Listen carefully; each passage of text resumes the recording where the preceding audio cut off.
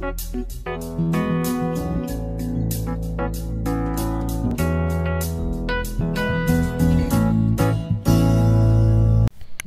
nous continuons avec notre étude sur les ordonnances lévitiques.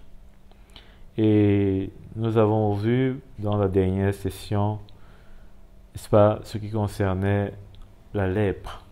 Nous avons parlé abondamment dessus et nous reviendrons sûrement, mais avançons un peu avec Lévitique 13 toujours, à partir du verset 47. On avait vu que nous devions continuer sur le sujet des moisissures. Ici, les moisissures parleront de ce qui concerne notre toucher ou notre interaction avec ce qui concerne les choses qui sont dans le monde. Ce qui peut se passer avec les choses qui sont dans le monde. Et nous allons voir, n'est-ce pas, que ça peut bien sûr avoir une incidence, ça peut créer en nous des choses. Lorsque l'apôtre Paul, n'est-ce pas, dans l'épître aux Corinthiens, allons lire d'ailleurs ce qu'il dit à ce sujet. 1 Corinthiens au chapitre 7, à partir du verset 31. Qu'est-ce que l'apôtre Paul dit? Et ceux qui usent du monde, comme n'en usant pas, car la figure de ce monde passe. Donc, on peut trouver un lien avec ce qui est dit ici dans le texte de Lévitique 13, avec les différentes choses qui seront listées, mentionnées, et qui font, n'est-ce pas, apparaître d'une certaine façon, en tout cas par rapport à ce que je vois, ce que l'apôtre Paul dit, de cette façon d'user des choses, n'est-ce pas, qui sont dans le monde, comme n'en usant pas. C'est un peu comme si il disait de saisir ou de toucher ou de se servir de certaines choses, mais comme si ces choses-là, n'est-ce pas, nous ne les avions pas véritablement en usage. Et ça, c'est une façon, n'est-ce pas, qui nous montre une attitude, une posture face à ce qui se trouve dans le monde. La manière, par exemple, avec laquelle nous manions ou nous manipulons ou nous usons de l'argent n'est pas la même façon dont le monde use de l'argent. Le monde use de l'argent pour s'enrichir davantage. Le monde use de l'argent pour influencer, pour dominer, pour écraser ceux qui n'en ont pas. Le monde use de l'argent pour se faire voir, pour etc. Beaucoup de choses, de vilaines choses. Mais ceux qui sont dans le Seigneur, n'est-ce pas, ils en usent autrement. Et principalement pour faire avancer le royaume de Dieu, pour faire avancer l'évangile, pour soutenir les frères, etc. Donc, allons donc voir ce qu'il en est plus en détail. Lorsqu'il y aura sur un vêtement une plaie de lèpre, qu'il s'agisse d'un vêtement de laine ou de lin, d'une chaîne ou d'une trame de lin ou de laine, d'une peau ou d'un objet en cuir, et que la plaie sera verdâtre ou rougeâtre sur le vêtement ou sur la peau. Dans la peau ici, c'est en fait quelque chose qui peut ressembler à une matière. Donc, ça peut être, par exemple, disons, une chemise en peau, d'animal, etc. Donc, dans la chaîne ou la trame ou sur n'importe quel objet en cuir, c'est une plaie de lèpre et on la montrera au prêtre, pardon. On la montrera au prêtre. Donc, je crois que on a déjà tous vu sur du cuir, peut-être une forme de moisissure. Ça blanchit parfois, surtout lorsque peut-être une maison est humide ou alors la matière en question, l'objet, peut-être en cuir, a été conservé peut-être d'une façon pas très bonne. Ça a souvent une tendance à prendre une coloration, un peu comme si c'était en train de blanchir. Donc, c'est de ça dont il est question. Et tout cela, on peut voir ça au quotidien, tout ce qui est mentionné ici. La parole de Dieu est vraiment écrite pour les hommes. C'est pas pour les animaux, c'est vraiment pour l'homme. Et donc, on peut voir à quoi ça refait dans notre vie. Et ici, il dit que il faut donc montrer cela au prêtre. Vous voyez qu'il y a toujours ce rapport avec ceux qui sont dans le Seigneur. Il faut toujours aller prendre conseil. Il faut toujours chercher, n'est-ce pas, à être édifié, à être conseillé, parce qu'on ne peut pas connaître tout. On ne peut pas non plus, n'est-ce pas, penser que nous aussi nous avons l'Esprit de Dieu et donc on connaît. Chacun a une grâce particulière et la grâce qui a été donnée à ceux qui sont dans le ministère. Quand je parle ici de ministère, c'est à ceux qui sont élevés, que ce soit en tant qu'anciens, que ce soit en tant que ministre du Seigneur. Eh bien, c'est de pouvoir nous éclairer, c'est de pouvoir nous montrer, n'est-ce pas, ce qui est peut-être flou pour nous ou pas bien ou mal compris de nous. Donc, on va toujours vers ceux qui ont une sagesse qui vient du Seigneur. Le prêtre donc, verset 50, examinera la plaie et enfermera pendant 7 jours ce qui en est attaqué. Ce qui en est attaqué. Alors, bien sûr que on voit que il s'agit ici des objets. Il fallait donc prendre l'objet, aller garder l'objet qui est attaqué et voir si bel et bien le problème qui était soupçonné était le problème qui allait s'avérer. Alors aujourd'hui, il n'est pas question de prendre, non seulement, il n'a jamais été question de prendre même celui qui est, n'est-ce pas, lépreux, de dire qu'aujourd'hui, on va le mettre, n'est-ce pas, dans une sorte de, c'est pas moi, de cage ou à l'écart ou je sais pas moi quoi, non. Donc, pareil ici, on va pas prendre un objet parce que l'objet en lui-même, un objet ne pêche pas en lui-même. Un objet en lui-même ne manifeste, ne c'est pas moi, il ne manifeste pas le péché. Donc, ici, il faut juste comprendre que quand la parole de Dieu nous dit, n'est-ce pas, que la chose en question, sera enfermée, on voit facilement avec la personne qui est, n'est-ce pas, disons, qui a la chose, le propriétaire. On voit la personne et c'est elle qui est intéressante parce que la chose, comme je disais tantôt, n'a pas en elle-même la capacité de pécher. Mais elle peut porter, disons, le virus qui va finalement attaquer celui qui en est le propriétaire. Et c'est d'ailleurs pourquoi il est le propriétaire et il soupçonne que ce qui est en train de se passer sur l'objet qu'il a en sa possession est susceptible, puisque la moisissure était un problème disons, au même titre que la lèpre. Les moisissures que nous voyons chez nous, hein, gloire à Dieu qu'aujourd'hui nous ne sommes plus dans l'ancienne alliance, parce que ça serait un problème. Voyez-vous, c'est pourquoi la loi était vraiment difficile à accomplir.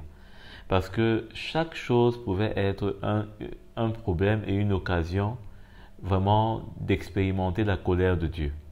Parce que la moindre moisissure que nous aujourd'hui on peut tolérer dans nos maisons, qui nous dépasse même presque à exterminer, hein, eh bien, dans l'ancienne alliance, la moisissure était un problème. Hein. Donc, quand vous regardez bien vos moisissures aujourd'hui, il faut bien rendre grâce à Dieu de ce que nous ne sommes plus dans l'ancienne alliance.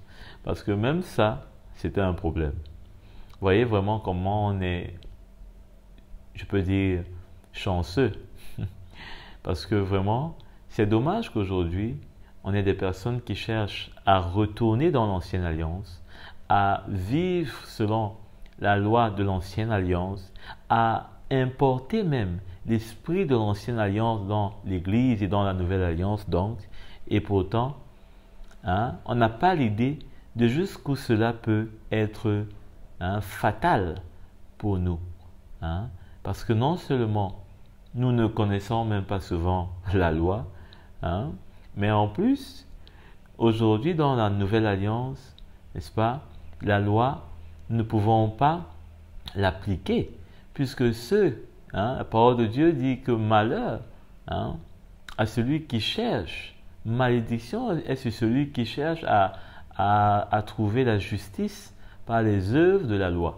Donc, c'est la malédiction plutôt qu'on va trouver.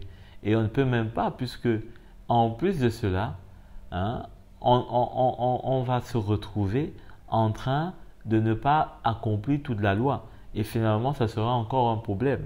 Donc, vraiment, il ne faut pas chercher les problèmes. Il faut chercher plutôt la grâce de Dieu.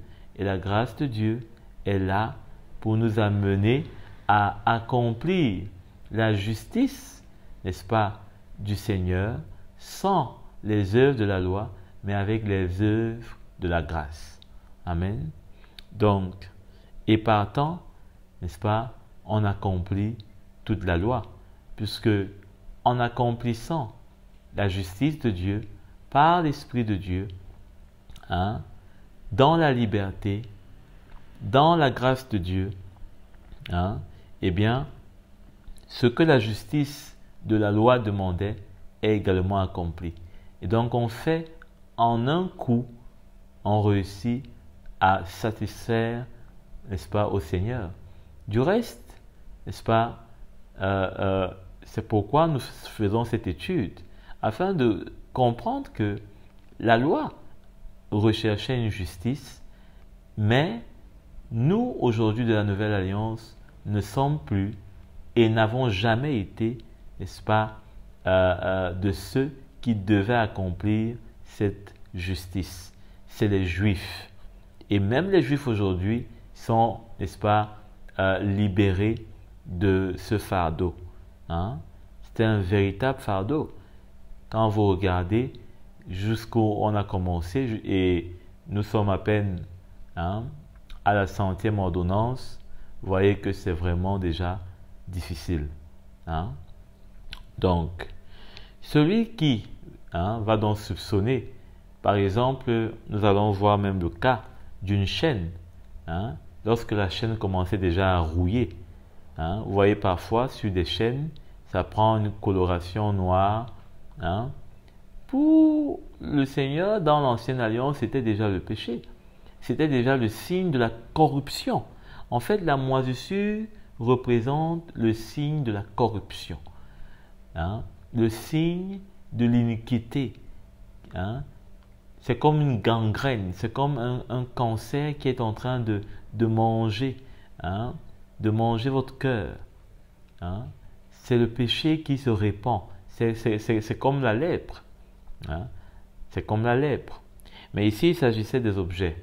Ici, il s'agit, en fait, pour que vous puissiez bien saisir, ce texte parle de notre rapport avec les choses qui peuvent finalement devenir des jougs, qui peuvent finalement être des moyens, notamment pour le monde, de nous coller hein, et de nous inciter au péché.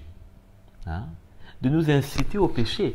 Parce que le monde fabrique, hein, vraiment tout ce qu'il faut pour que l'homme reste esclave du péché. Hein. Le monde met tout en œuvre pour que l'homme soit et demeure, n'est-ce pas, sous le joug du péché. C'est pourquoi tout est aujourd'hui fait, hein, pour que ça brille, pour que ce soit nouveau, pour que ce soit plus, comment je peux dire ça, plus performant. Et là, ça crée en l'homme toutes sortes de réactions, hein, d'orgueil, hein, de possession, de convoitise, hein, etc. De vol, parce que on veut posséder, alors on est prêt à voler, hein, à se corrompre, hein, à tromper, à mentir. Hein. Donc, voilà de quoi parle ce texte, en fait. Et l'homme donc qui est le propriétaire de l'objet va confier dans cet objet-là, n'est-ce pas, au prêtre. Hein, au prêtre. Aujourd'hui, bien sûr, il est difficile de dire que les chrétiens doivent consulter, notamment les anciens, etc., les pasteurs, les serviteurs de Dieu en général, peut-être pour, je sais pas moi, l'achat d'un téléphone ou d'une voiture, ou alors, prenons même le cas d'une maison, etc., etc. Hein? C'est vraiment assez fastidieux comme travail. S'il faudrait que chaque chrétien vienne vous demander, mon frère, est-ce que je peux, est-ce que. Nous avons l'Esprit de Dieu. Et l'Esprit de Dieu nous aide à faire un bon nombre de choses, hein, notamment qui ne sont pas, hein, en apparence, hein, vraiment sérieux, ou alors qui ne sont pas assez stratégiques, si je puis utiliser ce terme, hein, d'une importance stratégique dans notre vie. Bon, ça c'est une chose. Mais à la vérité, il faudrait qu'il y ait quand même une crainte. Une crainte, n'est-ce pas, de se retrouver parfois facilement. Allons lire. L'auteur des Hébreux, hein, qui dit dans le chapitre 12, verset 1, « Nous donc aussi, puisque nous sommes environnés d'une si grande nuée de témoins, rejetons tout fardeau et le péché. » Remarquez, il dit, « Rejetons tout fardeau. » Hein? Il parle d'un fardeau qui finalement va apporter le péché. Et puis il dit, rejetons tout fardeau et le péché qui nous enveloppe si facilement. Hein? Et courons avec persévérance dans la carrière qui nous est ouverte. Amen. Donc, l'auteur des Hébreux ici, on dirait que il est en train d'opposer les fardeaux que facilement on peut, n'est-ce pas, se mettre, hein, à dos, et le péché qui peut en survenir, à l'opposé d'une carrière, d'une course qui nous est ouverte, c'est-à-dire où, n'est-ce pas, nous sommes en train de prendre part, hein, nous sommes dans la foi, nous sommes en train de courir, hein, tout est mis en œuvre pour que notre course, hein, du côté du Seigneur, tout est mis en œuvre pour que notre course puisse bien s'achever. Et nous, on se laisse si facilement, hein, mettre plutôt sous des fardeaux qui vont nous empêcher donc, hein, de terminer cette course. Hein, parce que le péché aura pris place. Hein. Donc, au final, qu'est-ce qui se passe? Il se passe que on est libre de faire des choix, on est libre de faire ce que peut-être nous désirons. Hein. Il ne s'agit pas peut-être de dire, de demander à des frères, bon, est-ce que je peux acheter telle chose qui peut-être de couleur rouge, est-ce que c'est la couleur blanc, comme le blanc parle de la pureté, est-ce que si j'achète le rouge, je serai impur? Non.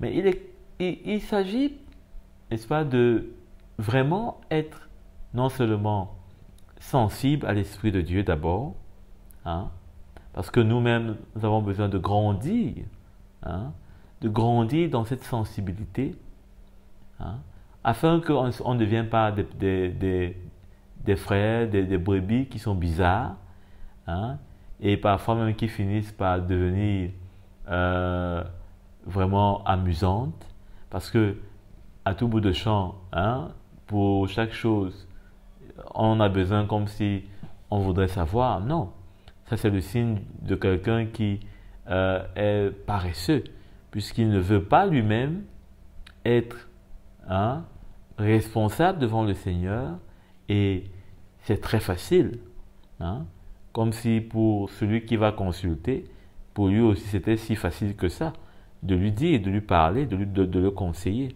Donc on a besoin de grandir d'abord dans cette sensibilité. Hein. Mais si notre sensibilité peut-être n'est pas assez aiguisée, ou alors que peut-être on a des doutes, on n'est pas vraiment sûr, on n'a pas vraiment cette paix, hein, dans ce qu'on va faire, on a besoin de prendre conseil. Et là, c'est important parce que peut-être il peut y avoir quelque chose qui va nous aider, hein, qui nous sera dit au terme de l'examination, hein, auprès du frère, etc. Hein. Donc, il examinera la plaie le 7e jour. Si la plaie s'est étendue sur le vêtement, hein, dans la chaîne ou la trame sur la peau ou l'objet en cuir, c'est une plaie de lèpre durable. Qu'est-ce que ça veut dire? N'oubliez pas que ces choses, le problème, c'est que ce sont des objets, mais des objets qui finiront par devenir portés et donc des fardeaux pour celui qui est le propriétaire. Qu'est-ce que cela entraîne? Cela entraîne, n'est-ce pas, que les fardeaux vont finir par se constituer plus tard en péché. Et pourtant, au départ, c'était des objets. C'était simplement le désir d'une personne. C'était simplement, peut-être, quelqu'un se disait, il a besoin aussi, pourquoi pas, hein? C'est pas tuant, c'est pas un péché, c'est pas. Vous savez, quand on commence à justifier, on dit c'est pas. Mais plus tard, il peut s'avérer que c'était une convoitise. Je prends un exemple simple. Une personne qui n'a pas besoin d'une voiture, mais il va acheter une voiture. Pourquoi? Parce que dans son cœur, il a commencé à convoiter le fait d'avoir une voiture. Eh bien, il achète la voiture. De prime abord, tout le monde se réjouit. Ça ne paraît pas être un problème. Hein? Il n'y a aucun mal à avoir une voiture. La voiture n'est pas un péché. Maintenant, vous voyez, ce sont des formules qu'on a facilement. Frère, la voiture n'est pas un péché. Hein? Alors, maintenant, il a cette voiture. Il se passe peut-être qu'il faut subvenir à un besoin, peut-être pour un frère ou, je ne sais pas moi, pour une œuvre. Mais il a dépensé pour la voiture. Quand maintenant il faille subvenir aux besoins, hein, il ne peut plus. Peut-être qu'il a tout dépensé, il s'est même endetté. Peut-être que la voiture, n'est-ce pas, est tellement vraiment était vraiment un désir pour lui que peut-être pendant les 2 premiers mois, il n'a Dieu que pour ça. Hein? Tout son cœur, même quand il a garé, même quand, je sais pas moi, son cœur est dans cette voiture. Hein? Son cœur est comme collé à cette voiture. Hein? Vous savez, quand on a un fort désir, hein? Parfois le désir continue même quand la chose a été satisfaite. Donc, ça le rend finalement aveugle.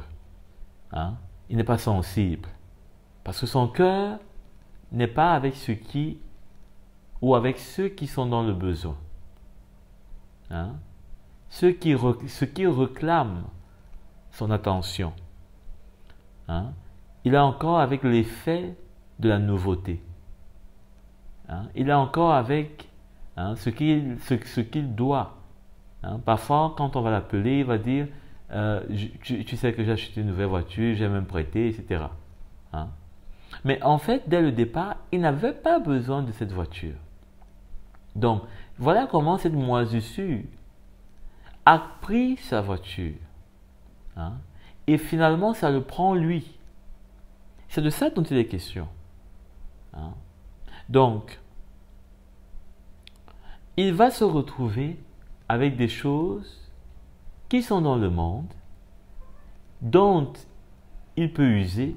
Mais l'apôtre Paul, on l'a lu, il dit « comme n'en usant pas ». C'est-à-dire quoi? Tout m'est permis, mais tout ne m'est pas utile. Alors, est-ce que ça ne m'est pas utile? Je ne m'en sers pas. Et donc, je n'use pas. Je n'use pas.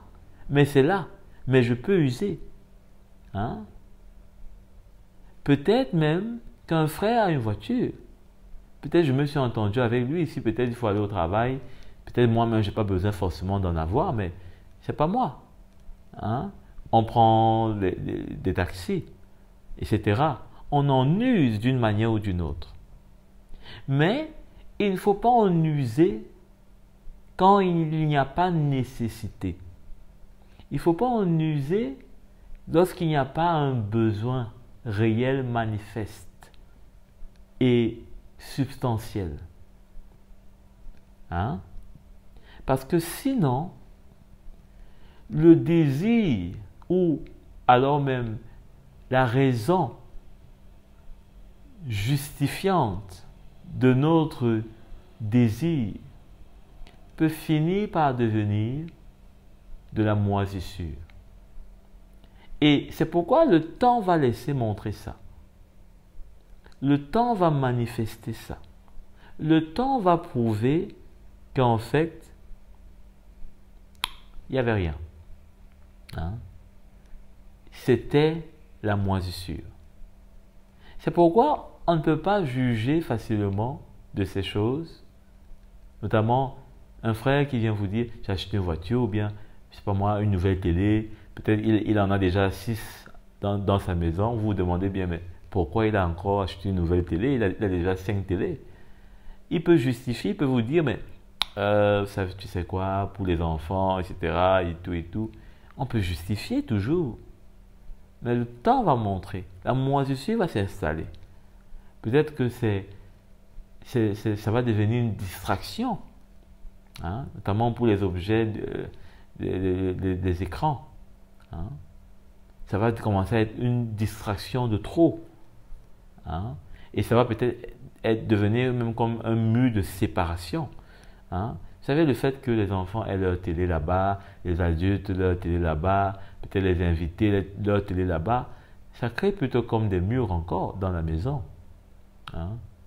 Comme des murs encore. Et nous ne voyons pas facilement ces choses parce que on se dit toujours c'est moderne, c'est plus mieux, il n'y a pas de guerre. Hein? Vous voyez, pour éviter la guerre, hein, déjà une télé amène la guerre et pour éviter, on va vous dire il faut 2 télés. Hein? Peut-être que les enfants font la guerre avec les parents, ils cachent la télécommande, vous savez, ces choses-là que parfois on a vécu. Mais c'est pas une raison. Est-ce que c'est une raison? Hein? Si déjà une télé crée la guerre, en principe, de manière logique, deux télés, ça crée l'explosion. Hein? Donc, voilà comment est-ce que on se retrouve piégé dans le monde avec les choses du monde. On use, mais on en use comme, n'est-ce pas, les païens. Or, nous ne sommes pas appelés à user du monde comme les païens. Hein? Donc,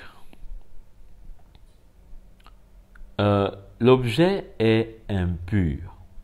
Hein? L'objet impur, si la plaie s'est étendue, c'est-à-dire que, par exemple, on a acheté une télé. Maintenant, les enfants, le temps peut-être de méditation ou de prière, je ne sais pas moi quoi, a diminué.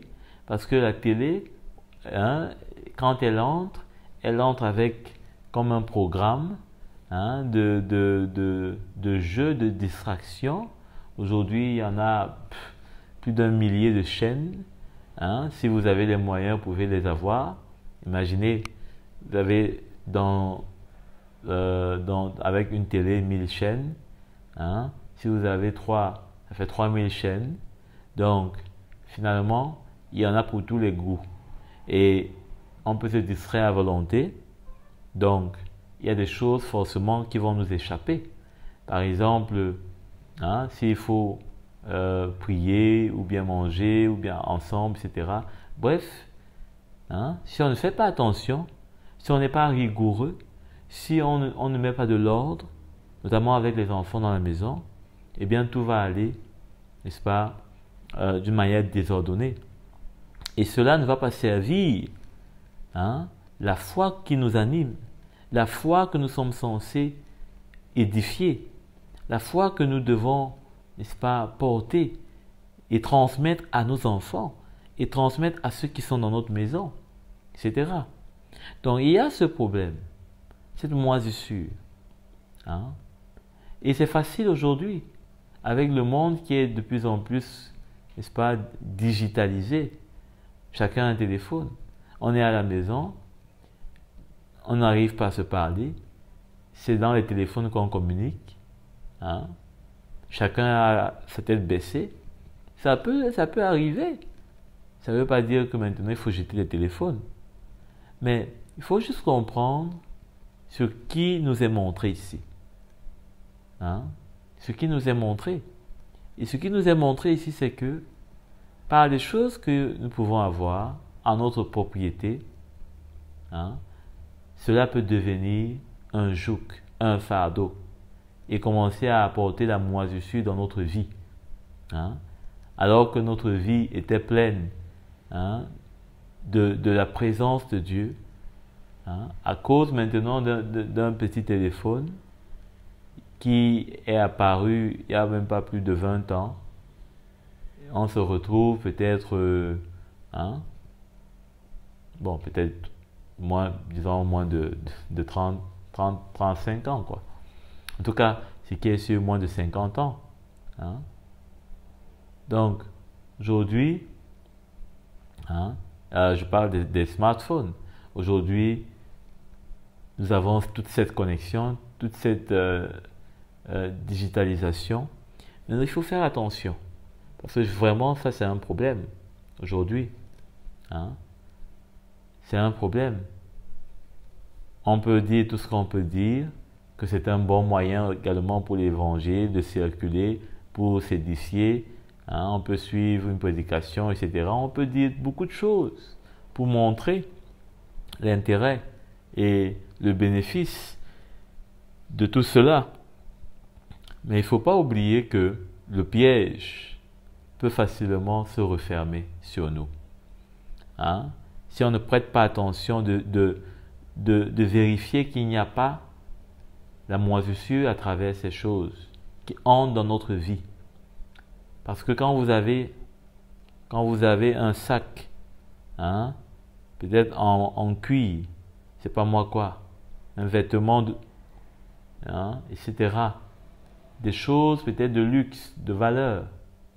Comment ça peut gagner notre cœur? C'est aujourd'hui d'ailleurs ce qui se passe quand on va dans des cultes. On va le dimanche. On se rend compte qu'il y a beaucoup de moisissures. C'est pas pour dire que maintenant ce qui peut nous plaire, ce qui peut avoir de la valeur, il ne faut pas en avoir. Il faut faire attention. Parce que la moisissure, facilement, avec les choses que le monde fait, c'est vraiment comme un bonjour. Ça peut facilement devenir un piège pour notre cœur. La preuve en est que le dimanche, on s'arrange à mettre ce qu'il y a de mieux, ce qu'on a de mieux.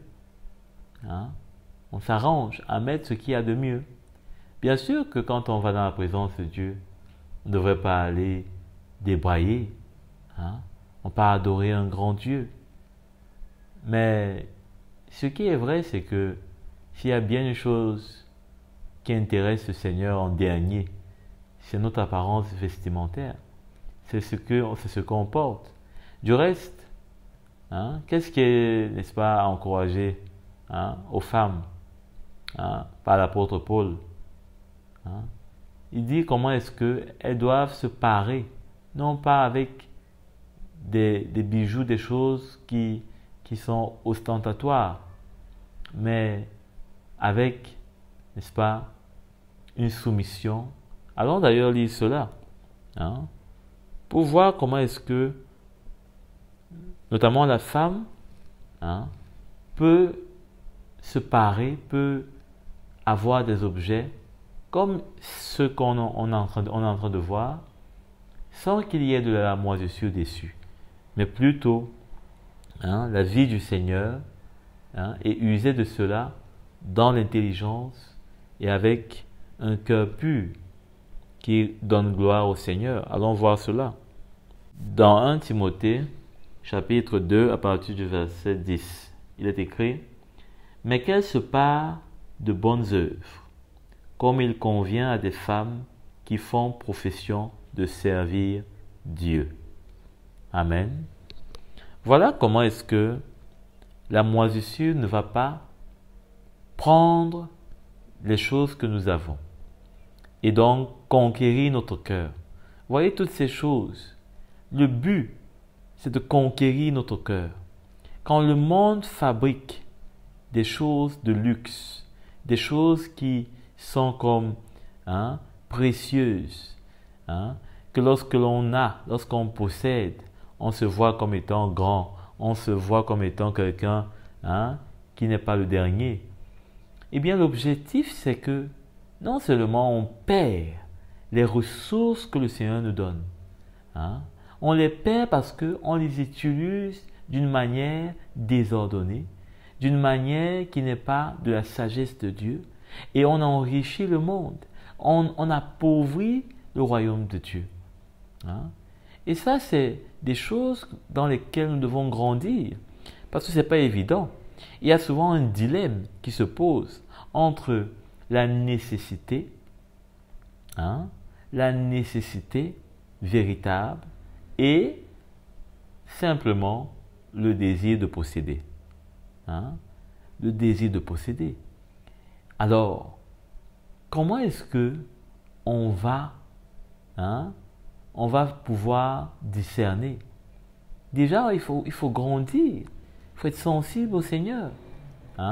Parfois, c'est simplement que ce n'est pas le bon moment. C'est-à-dire qu'il y a une précipitation, il y a vraiment une convoitise. Peut-être que vous avez vu quelqu'un posséder, vous avez vu quelqu'un avoir, et donc on se dit aussi, moi aussi je voudrais avoir, simplement. Mais peut-être que ce n'est pas le moment. Peut-être qu'il y a un autre besoin qui est plus nécessaire à combler, à satisfaire. Et donc voilà des choses dans lesquelles nous devons grandir. Et parfois, si on n'arrive pas à trouver le juste milieu, si je peux dire, eh bien, il faut chercher conseil. Parce qu'on peut faire tellement de dégâts. Hein? On peut faire des dégâts avec ce que le Seigneur nous donne. On peut faire des dégâts. Hein? Il suffit de ne pas pouvoir gérer ce que le Seigneur nous a donné. Hein? Vous savez, le Seigneur nous donne beaucoup, mais on ne connaît pas gérer. Vous vous rappelez de cette parabole où Jésus parle, hein? Il parle de ces talents, hein, qui ont été donnés par un maître. Hein? Et comment, hein, ceux-là n'ont pas, n'ont pas su fructifier leur talent. Le Seigneur voudrait voir fructifier ce qu'il met entre nos mains. Hein? Et ça passe pour une bonne part, hein, de se priver de ce que le monde veut nous donner, hein, veut nous offrir, en échange de ce que le Seigneur a mis dans nos mains pour fructifier en vue de l'œuvre du ministère. Hein?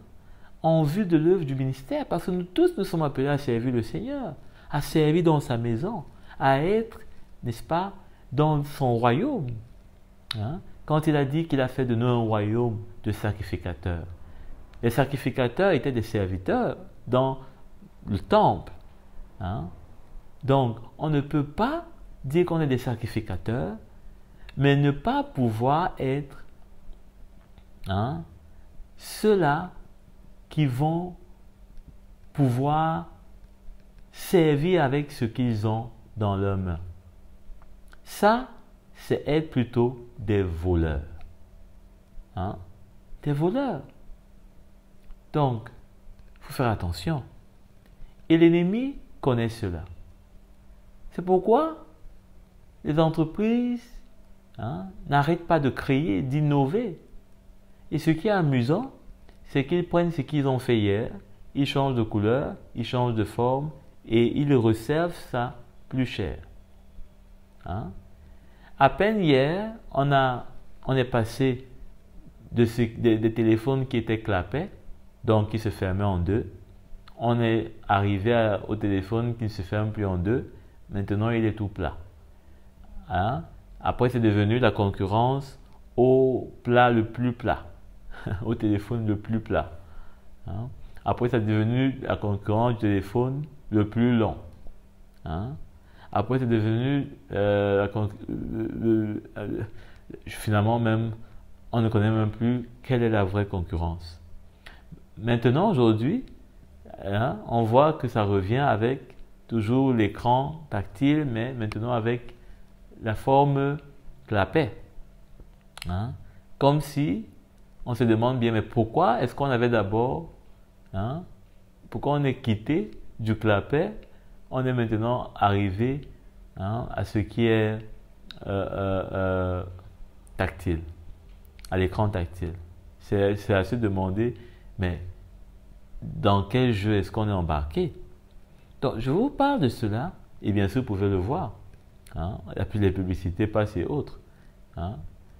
Mais facilement, hein, on va voir des personnes qui, peut-être, ils ont acheté leur téléphone, je ne sais pas moi, 2 ans avant la nouveauté, et puis, d'un coup, le téléphone n'est même pas encore amorti, le téléphone n'est même pas encore, je ne sais pas moi, on l'a déjà, hein, jeté, on l'a déjà échangé, hein, pour celui qui est plus neuf.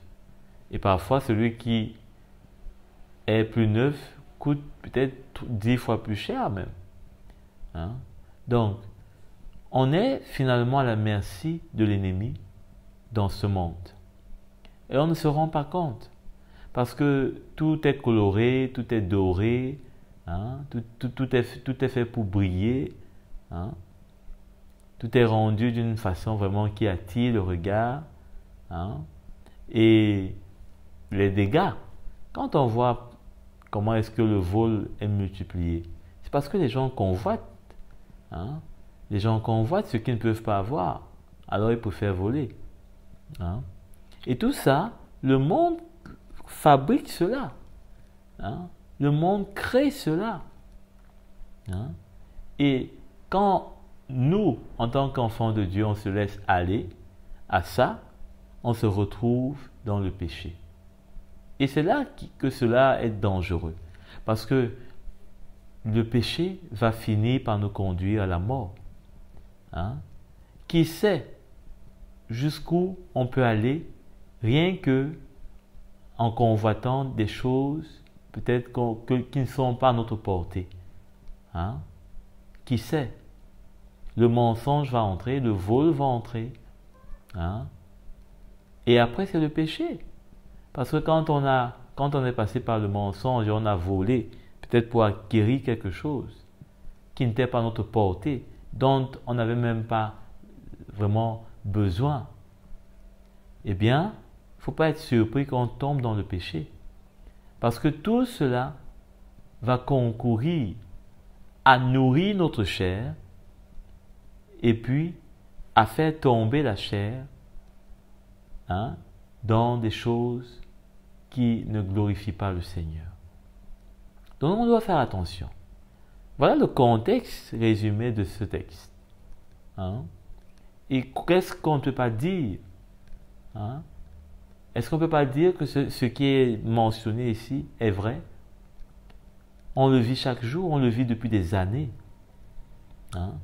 On est terrorisé, on est matraqué, on est pourchassé, on est persécuté par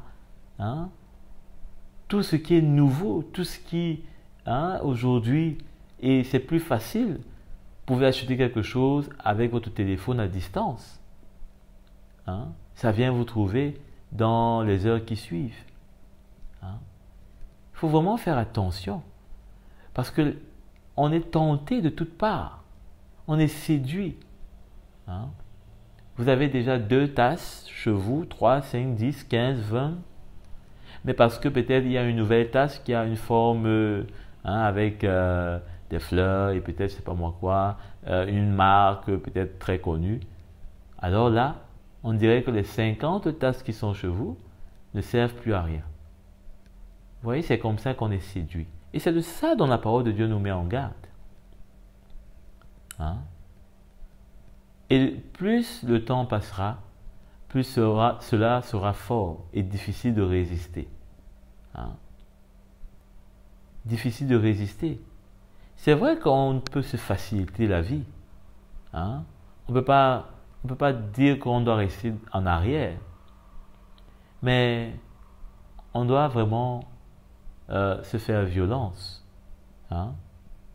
On doit se faire violence. Il y a des choses qui peuvent vraiment être nécessaires et d'autres vraiment pas. Vraiment pas. Un exemple simple. Si tu peux enlever, c'est pas moi, l'écaille de ton poisson facilement à la main, pourquoi chercher un appareil qui va le faire? L'appareil paraît de prime abord facile, moderne. Et puis, ce qui nous anime souvent, c'est l'orgueil même. C'est que cela sera vu par nos invités, ceux qui viendront chez nous, ils vont apprécier, ils sauront vraiment qu'on est des personnes qui ont beaucoup de goût et on connaît de bonnes choses. Oui. Et voilà, l'aisance, le côté pratique de la chose.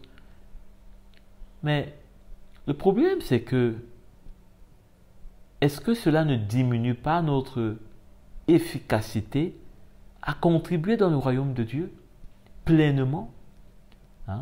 N'est-ce pas que l'on diminue parfois avec le peu même que nous avons souvent? S'il faut regarder d'une manière charnelle, les ressources, on diminue ces ressources-là.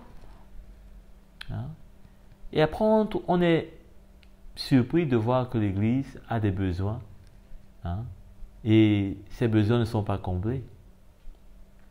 C'est pourquoi on a besoin vraiment de prendre notre croix. Parce que notre croix va nous amener à faire l'équilibre, une balance. On va peser ce qui est nécessaire de ce qui est futile. De ce qui est futile. C'est-à-dire, et même si on n'avait pas. Et même si on n'avait pas X, et même si on n'avait pas Y. Et même si on n'a pas ceci comme Et même si on n'a pas cela, eh bien on est satisfait. Hein? Vous savez, quand l'apôtre Paul dit que c'est une grande richesse, le contentement avec la piété, ce contentement, il faut l'entendre comme un état de cœur qui est satisfait d'avoir ce qui est en sa capacité ou en sa possession, mais de trouver qu'il n'y a rien qui dépasse la valeur de la piété. Hein? C'est ça, et c'est là qu'on trouve le contentement. C'est que ce qu'on a, hein, peut-être que ce n'est pas suffisant, peut-être qu'on pourrait avoir plus, peut-être que d'autres ont plus, mais ce qu'on a, hein, avec la piété, eh bien, la piété seule nous fait considérer qu'on a beaucoup. Hein? La piété seule nous fait considérer qu'on a assez. Hein? Que ce qu'on a en plus de la piété, hein, la piété seule est beaucoup, est davantage que ce que les autres ont peut-être sans piété. Et même si les autres ont avec la piété et que cela nous dépasse toujours, nous ne sommes pas dans la foi ou dans le monde pour faire concurrence avec quelqu'un. Hein? On est dans la foi pour saisir le prix de la vie éternelle, pour avoir la couronne de justice, pour avoir les récompenses que le Seigneur aura pour chacun, selon ses œuvres, selon la grâce à laquelle il a été appelé. Hein? On n'est pas sur cette terre pour chercher à faire concurrence dans les choses de la terre. On l'a lu, le monde passe. Hein? L'auteur des Hébreux est clair. Hein? Car il est certain que ce qui est du monde passe. C'est certain. Donc on ne peut pas s'y accrocher. C'est éphémère. Hein? Amen. Donc, l'objet est impur. Le prêtre boulera le vêtement, la chaîne ou la trame de laine ou de lin. L'objet en cuir sur lequel se trouve la plaie, car c'est une lèpre durable. On boulera l'objet au feu. Il ne faut pas tarder. Lorsque on a identifié quelque chose comme étant un problème, un joug, vous savez, on peut chacun avoir un joug par rapport à quelque chose. Certains, avoir par exemple 2 téléphones n'est pas nécessaire. Hein? Certains, par exemple un jeune qui a 2 téléphones, on se demande bien qu'est-ce qu'il gère. Est-ce que c'est un chef d'entreprise? Hein? Est-ce que, je ne sais pas moi, qu'est-ce qu'il gère pour avoir 2 téléphones? Peut-être que c'est 2 vies qu'il cache. Hein? Parce qu'on se demande bien qu'est-ce qu'il fait. Mais maintenant, hein, si c'est le cas, il faut bien savoir que le pourquoi, hein, et comment l'utiliser. Par exemple, on ne peut pas avoir des téléphones, hein, sur lesquels on est connecté 24 sur 24 et on n'arrive pas à trouver peut-être le temps pour méditer. Il faut comprendre que le temps pour méditer, c'est le temps là qui est gâché et qui est volé par ton téléphone. Hein? Vous voyez toutes ces applications, c'est pour nous occuper. Hein? Telle application fait ceci, telle application, l'autre cela, et telle application. Et donc finalement, chaque seconde, il y a un message qui entre, chaque seconde, il y a une vidéo qui entre, chaque seconde, il y a une conversation qui commence, chaque seconde, il y a une image qu'on doit regarder, etc., etc.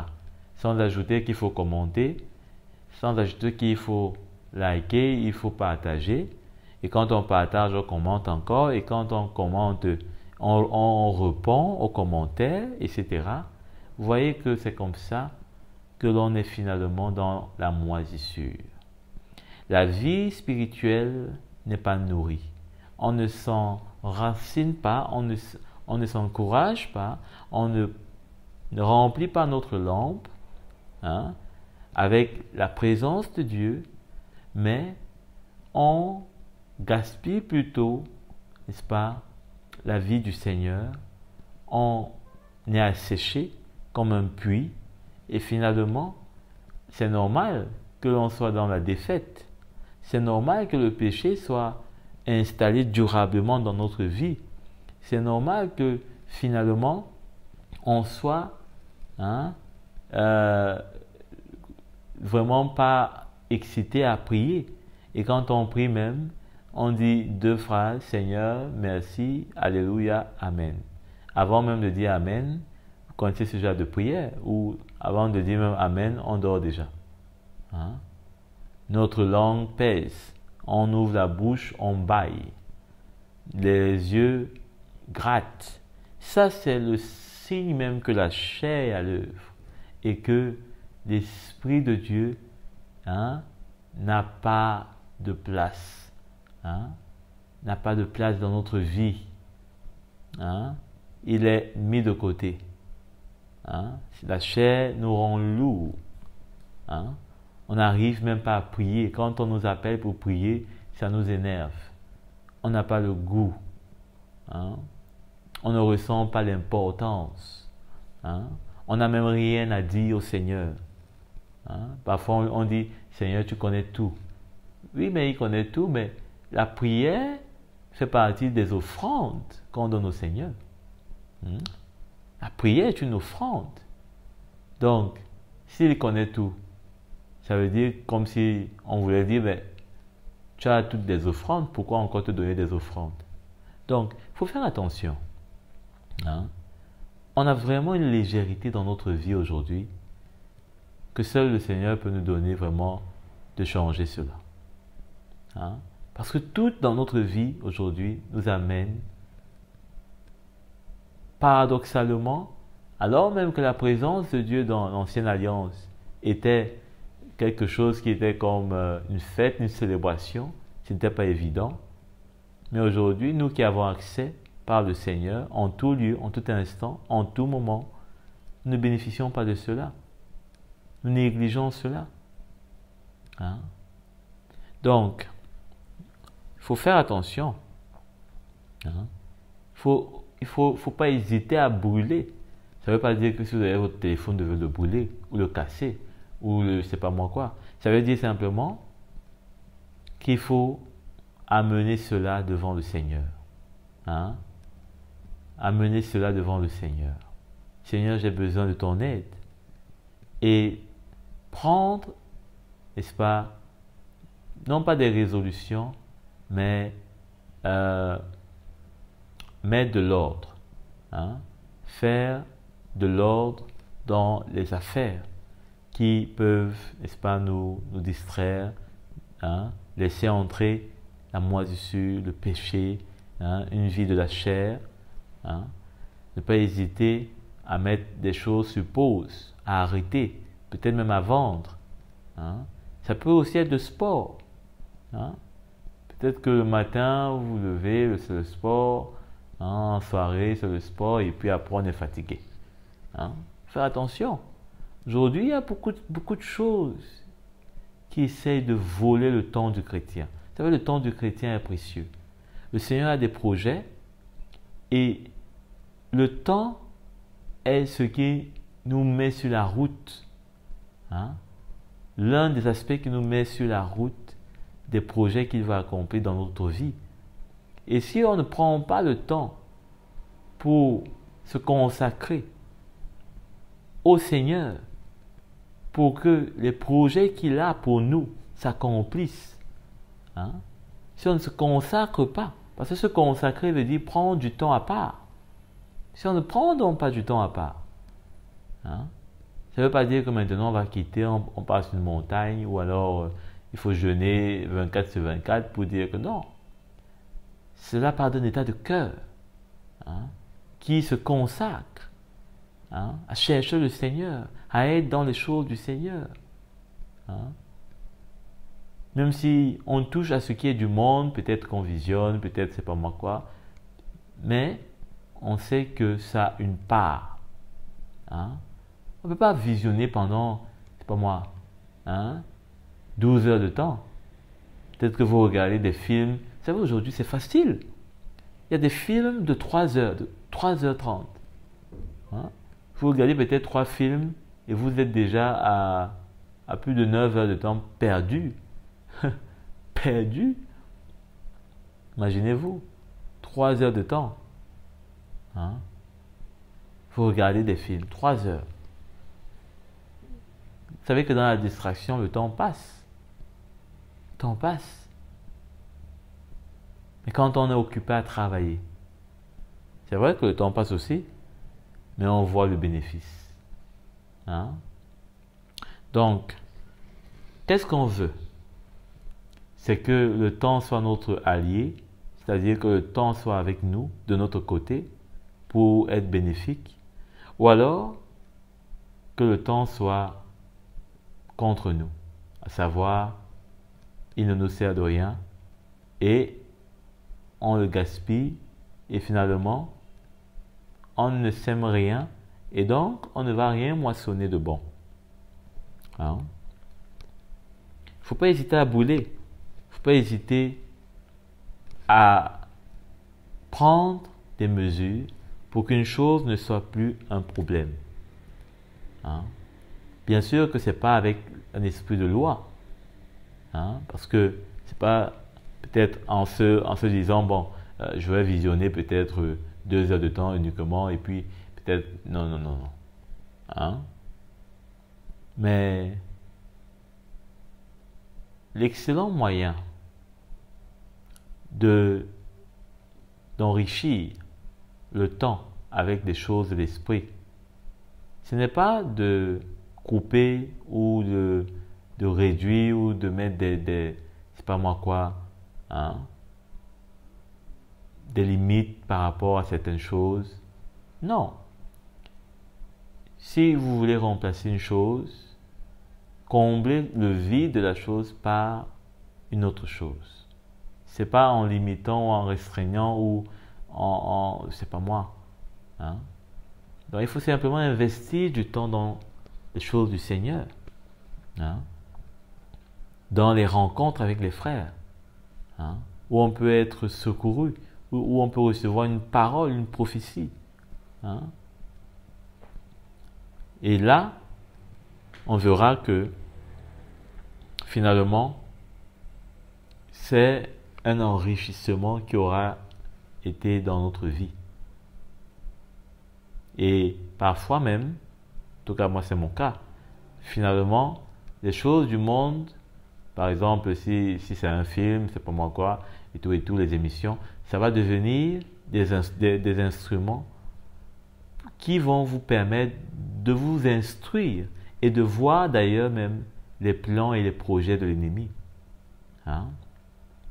Aujourd'hui, moi par exemple, des films, c'est comme une télé où les projets de l'ennemi se voient. Hein? Etc. Beaucoup de choses qui passent à la télé, vous avez l'impression que c'est l'opération commando que le diable a lancée pour attaquer, pour atteindre, pour faire des choses dans la vie des gens. Hein? Vous voyez comment le monde souffre, etc. Au contraire, serez édifié par l'Esprit de Dieu parce que c'est lui qui vous nourrit, c'est lui qui remplit votre cœur. Vous êtes nourri de sa nourriture. Et maintenant, si vous prenez un peu de distraction avec les choses du monde, peut-être même un voyage, je ne sais pas moi quoi, vous ne vous retrouvez pas facilement dans, je peux dire, à errer. À errer. Parce que c'est ça qui se passe quand vous êtes en train, par exemple, de visionner, c'est pas moi, un film de science-fiction, etc. Tout ça. Parfois, vous êtes plus en train d'errer. Votre esprit, il regarde, mais c'est tout. Hein? Rien qui se passe. Vous êtes pratiquement comme un animal devant la télé. Un chien, vraiment comme, on dit souvent, comme un chien devant la télé. Vous regardez, mais voilà. Vous comprenez quand même certaines choses, mais rien du tout d'important pour votre vie spirituelle. Hein? C'est ça que le monde veut fabriquer aujourd'hui. Hein? Des personnes qui voient mais qui ne voient rien. Des personnes qui sont remplies de beaucoup de choses, qui voient beaucoup de choses, qui peuvent vous dire beaucoup de choses, mais rien par rapport à la vie spirituelle. Et quand il n'y a rien par rapport à cette vie spirituelle, la vie de Christ, cette vie vivifiante du Seigneur en vous, c'est le péché qui est à la porte. Et il va dominer sur vous. Parce qu'il n'y a rien en vous pour l'empêcher, pour le résister. Amen. On ne va pas dire maintenant que les sœurs là, qui aiment bien regarder des séries, ou bien alors peut-être avant de regarder une série, il faut d'abord aller méditer un peu. Non, ça veut dire simplement qu'on a besoin d'être éveillé. On a besoin de commencer une journée avec la présence de Dieu, la parole de Dieu, de louer le Seigneur. N'oubliez pas que les offrandes, le feu ne devait pas cesser de brûler dans la maison du Seigneur. On a vu cela. Même dans nos vies aujourd'hui, nous devons veiller à cela. On ne veille pas à cela. On dort dans la foi aujourd'hui. Parce que tout est tellement spirituel avec la grâce et... Mais celui qui s'amuse, la parole de Dieu est claire. On ne tente pas le Seigneur. On ne se moque pas de lui. Celui qui sème peu, il moissonne peu. Le temps qu'on moissonne, le temps qu'on sème dans le Seigneur, s'il est peu, on va moissonner peu. Il ne faut pas trouver étrange.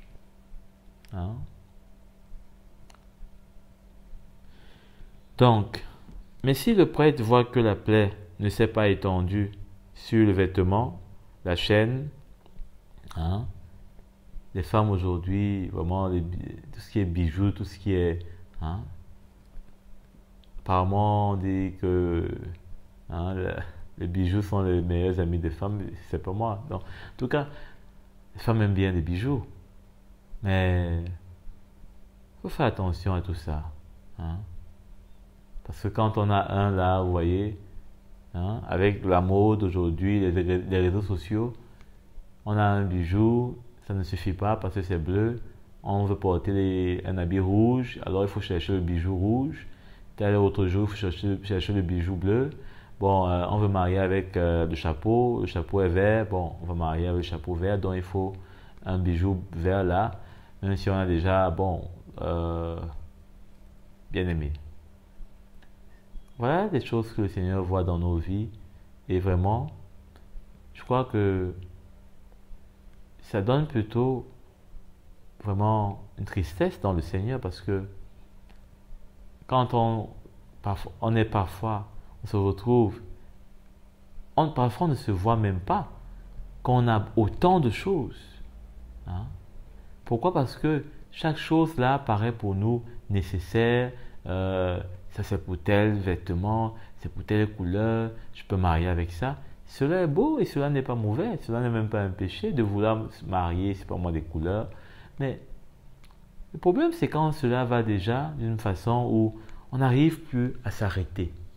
On n'arrive plus à considérer que peut-être au lieu d'acheter ce bijou pour nous, on peut l'acheter pour quelqu'un d'autre. On peut acheter autre chose pour quelqu'un d'autre. On est concentré sur nous, on est centré sur nous. Finalement, quand on est au milieu des autres, on paraît comme celui qui a beaucoup, qui est nanti. On brille, on est vraiment Hein? On est respecté, on est vu, on est apprécié même. C'est pourquoi dans l'église primitive, au finish, ceux qui avaient étaient comme ceux qui n'avaient pas. C'est-à-dire que ceux qui avaient étaient comme dans un état où ceux qui n'avaient pas, ils étaient pareils. Parce que le trop de ce que ceux qui ont plus avaient, ils le donnaient à ceux qui n'en avaient pas. Et finalement, comme l'apôtre Paul le dit, il y a une règle d'égalité qui s'installait. Finalement, tout le monde était presque au même niveau. Peut-être que j'ai 10, toi tu as 2, je te donne, disons, 5, ou alors je donne, disons, 4, je reste avec 6, tu te retrouves avec 6. Donc, voilà comment est-ce que le Seigneur agit pour que notre trop là ne devienne pas moisi. Ne devienne pas moisi. C'est pourquoi la parole de Dieu nous exhorte à ne pas amasser là où la teigne, vous vous rappelez, la teigne et la rouille, c'est de cela dont il est question. La teigne et la rouille sur les chaînes, sur les bracelets, sur la trame, la laine, la rouille qui va venir s'installer, l'orgueil. On va maintenant se voir comme étant plus grand que l'autre, parce que peut-être on porte une marque là, on est habillé de haut en bas, chapeau jusqu'aux chaussures, passant même par le sous-vêtement, la marque, waouh, on aime bien ça. Mais qu'est-ce que cela montre dans l'Église? Qu'est-ce que cela montre dans notre propre vie? Ça montre que, on a vraiment besoin d'aller voir, d'aller consulter pour qu'on nous dise, mon frère, ma soeur, toi, il y a la rouille sur tes choses. Ça brille, c'est joli, c'est parfumé, mais il y a la rouille. Si dans une assemblée, un frère a 10 voitures pendant que tout le monde marche à pied, c'est pas bon. Non, mais c'est pas bon. C'est la preuve qu'il y a la rouille dans ces voitures, dans ces voitures. Et la moisissure. Ce sont des choses qu'on ne comprend pas. Parfois, on veille à donner juste un peu de notre superflu, un peu juste, parce qu'on voudrait toujours être à l'excès, mais c'est pas l'esprit qui doit être dans la maison du Seigneur. C'est pourquoi l'apôtre Paul d'ailleurs il dit à Timothée d'exhorter les riches à être généreux. Les riches se doivent d'être généreux. C'est-à-dire ceux qui ont plus que d'autres se doivent d'être généreux, de donner, de partager, de disposer avec les autres. Parce que cela, non seulement les bénit, mais cela amène également ceux à qui il donne de rendre gloire au Seigneur. C'est ainsi que Dieu est le Dieu qui pourvoit. Il pourvoit à travers les mains des autres, à travers vos mains, à travers mes mains. Il pourvoit. Et pour cela, il veut des cœurs ouverts. Parce qu'à travers ces cœurs ouverts, il fait également une œuvre. Il brise l'orgueil. Il change les cœurs de pierre qui sont insensibles. Peut-être aux souffrances, aux besoins des uns et des autres.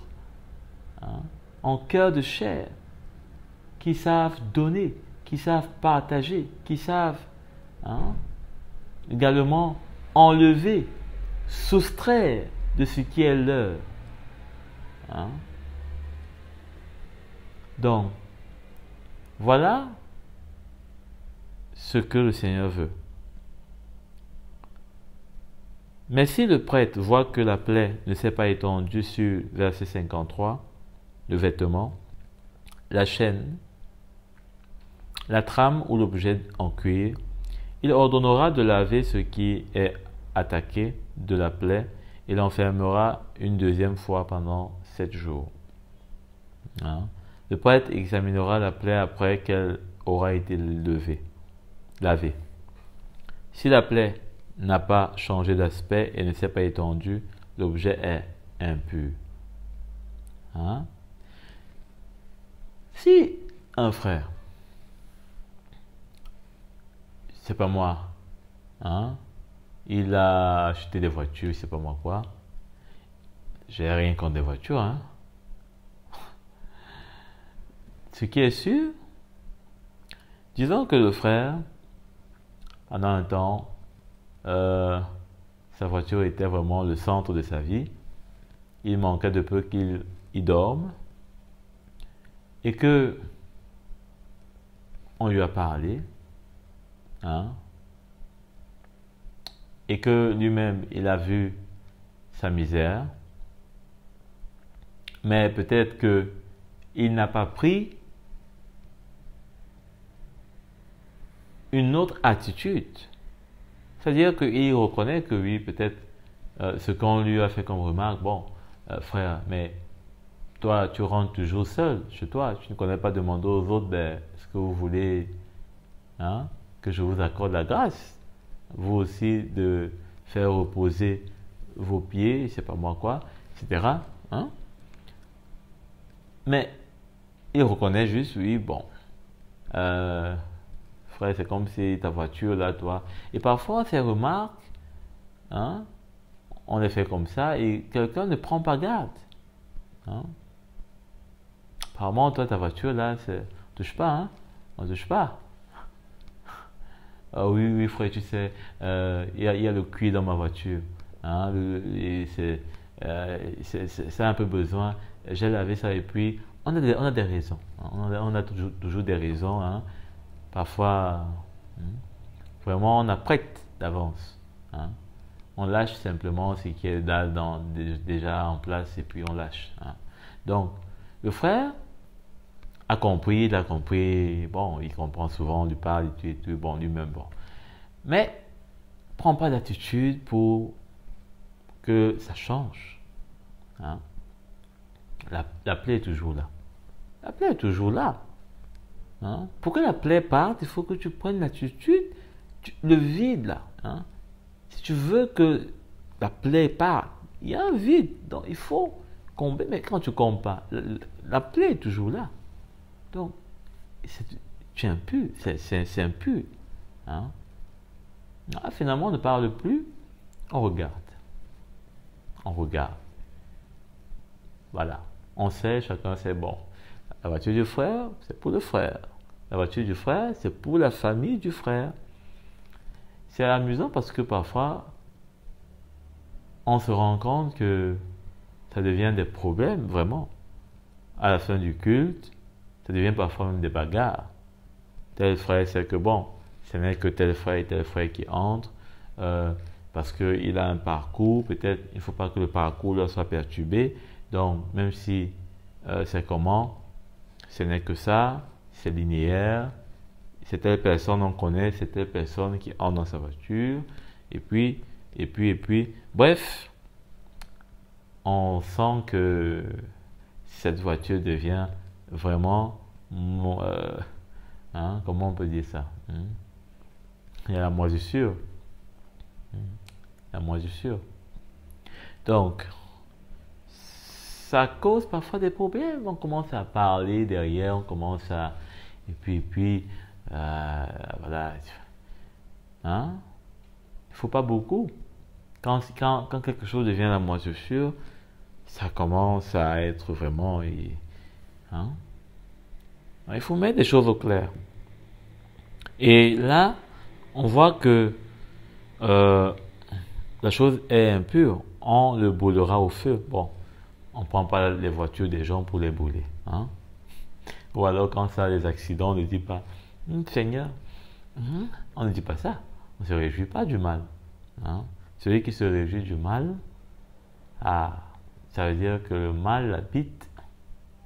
Et donc, le mal est simplement en train d'accueillir le mal. Donc, on ne se réjouit pas, mais il faut quand même, n'est-ce pas, être capable de mettre les choses au clair. Hein. Si peut-être, parfois il y a des cas où le frère peut-être, hein, si c'est le carburant qui coûte cher, hein, on ne va pas lui reprocher que bon, sa voiture soit un peu limite, parce que, hein, mais parfois même, les frères aussi manquent de sagesse. Toi, chaque jour, tu montes dans la voiture du frère, chaque dimanche, on connaît même que c'est déjà ta voiture aussi, mais tu ne penses jamais à mettre de carburant. Hein? Parfois, les frères manquent de sagesse. Hein? Après un beau jour, tu seras surprise, on va te dire, mais hein, toi, n'entre pas. Tu vas te demander, mais est-ce que le frère a un problème avec moi? Mais il n'a pas de problème avec toi, mais qu'est-ce que tu veux? Qu'est-ce que tu veux? Donc, la sagesse est très importante aussi dans ces choses. Hein? Très importante. Parfois, il faut fermer sa bouche, il ne faut pas demander. Parfois, il faut demander. Parfois, il faut prévenir, etc. Donc, une chose est sûre, c'est que la chose, l'objet, hein, si on ne connaît pas, n'est-ce pas, utiliser, peut devenir un problème. Si on ne connaît pas, hein, en user, peut devenir un problème. Et parfois, ça peut devenir un problème tel que, finalement même, quelqu'un a sa voiture, il ne vient plus avec ça à l'église. Hein? Il ne vient plus avec ça à l'église. Ça crée comme un problème là. Hein? On lui demande, mais ta voiture ou non, non, il trouve des excuses. Donc, il ne faut pas que cela se passe. Hein? Il faut donc user les choses d'une façon claire. Hein? D'une façon claire. Alors, la chose donc sera brûlée au feu. C'est une partie de l'endroit. C'est une partie de l'endroit où de l'envers qui a été rangé.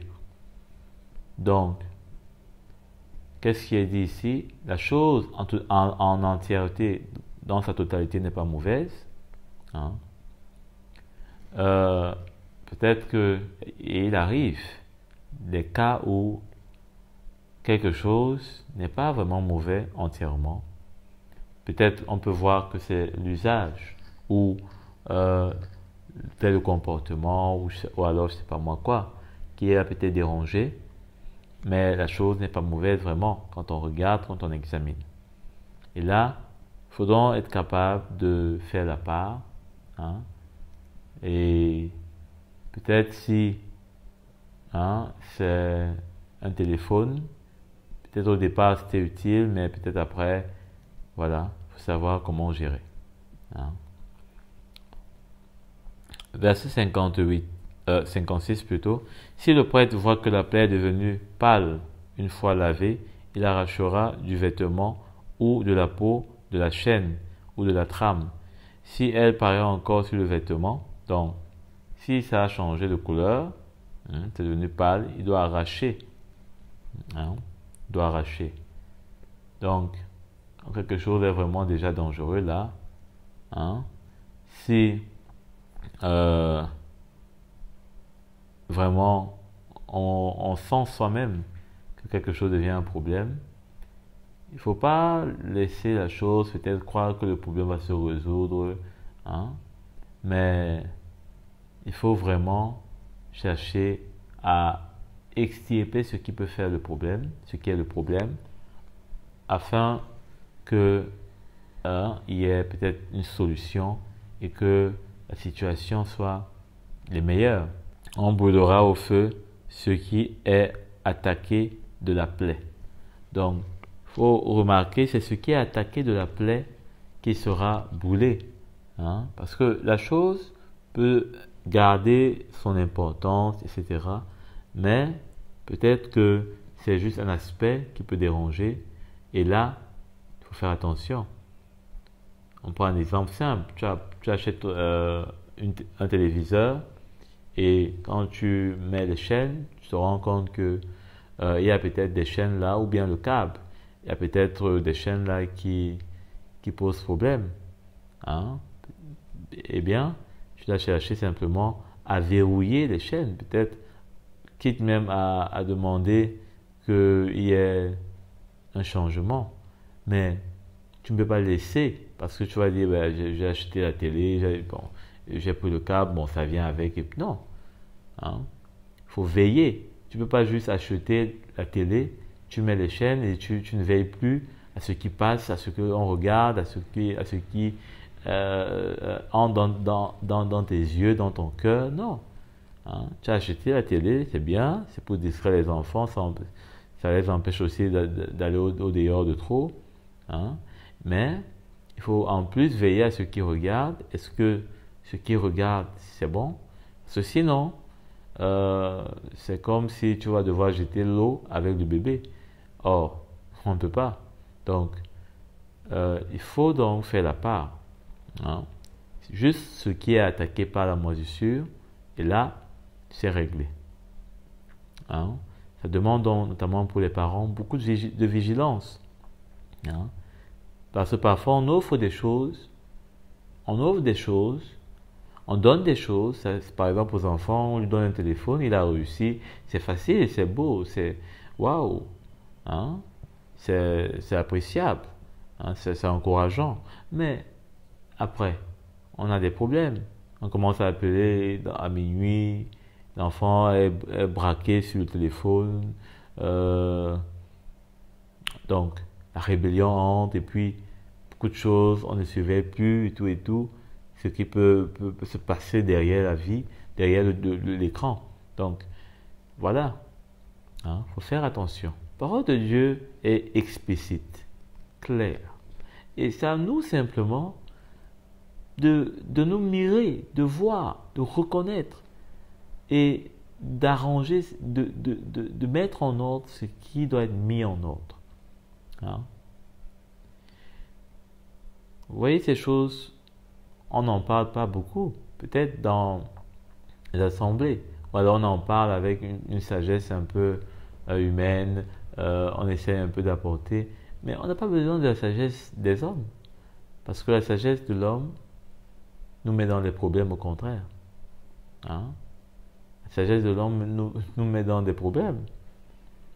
Hein? Tout ce qui est fait dans ce monde, c'est avec la sagesse de l'homme. Et cette sagesse, on voit comment, étant corrompue, elle ne crée que la corruption davantage. Donc, au verset 58, donc, le vêtement, la chaîne, la trame ou l'objet en cuir qui a été lavé et d'où la plaie a disparu sera lavé une deuxième fois et il sera pur.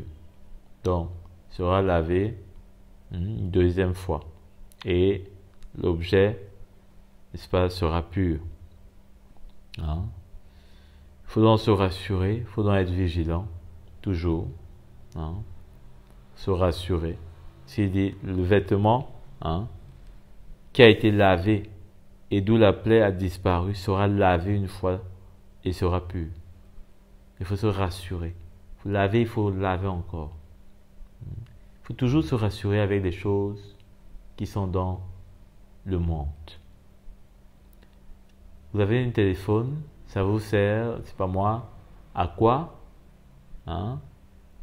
Si ça vous sert pour le travail, par exemple un téléphone de travail, eh bien quand vous avez fini le travail, il est censé ne plus servir. Vous l'éteignez. Hein? Vous l'éteignez. Ça va éviter beaucoup de choses, peut-être des causeries avec des collègues ou peut-être ça va finir avec, c'est pas moi, on va mal parler du patron, on va causer de l'autre qu'on n'aime pas beaucoup, etc. Non. Hein? Etc. Etc. Etc. Donc, il faut vraiment, par exemple, vous avez un téléphone de travail ou vous avez un groupe WhatsApp, et bon, peut-être après le travail, les gens commencent à causer, bon voilà, ça devient un rendez-vous maintenant de bière, etc. Non, mais ça ne vous concerne plus. Hein? Donc, c'est comme ça que facilement on tombe dans des choses, on se retrouve, hein, et on n'arrive plus à dire non, on n'arrive plus à se mettre sur une ligne et à la défendre, la ligne de notre foi, la ligne de la crainte de Dieu, la ligne de vraiment se montrer comme un modèle, hein, et être différent de ce qui est dans le monde et de ce que fait le monde. Donc, verset 59, telle est la loi sur la plaie de la lèpre, lorsqu'elle attaque les vêtements de la laine ou de lin, la chaîne ou la trame, ou n'importe quel objet en cuir, c'est d'après cette loi qu'on les déclarera purs et ou impurs. Voilà. Donc, on les déclarera purs ou impurs. C'est ainsi que le Seigneur voudrait, n'est-ce pas, qu'on puisse voir et craindre ce qui est dans le monde avec, n'est-ce pas, ce qu'on fait, d'avec ce qu'on fait, comment on s'en sert, parce que sinon, on va se retrouver avec beaucoup de cadeaux dans notre maison, beaucoup de choses dans notre vie, et vraiment, ce serait vraiment comme des flèches, qui sont lancées dans notre dos. Vous voyez un peu parfois comme des petites fléchettes, on lance au mur. Ce serait un peu comme ça lancé dans notre dos et ça va nous fatiguer. Parce que quand déjà c'est 1, 2, 3, 4, 5, 6, 7, 8 des flèches qui sont de plus en plus lancées dans votre vie, qui prennent de votre argent, qui prennent de votre temps, qui prennent de votre énergie, qui prennent parfois même de votre santé, alors là, il ne reste plus beaucoup de force pour mettre à la disposition du royaume de Dieu, du Seigneur pour le servir. Or, notre corps, notre vie tout entière doit servir le Seigneur. Et nous allons le voir dans la suite davantage. Amen.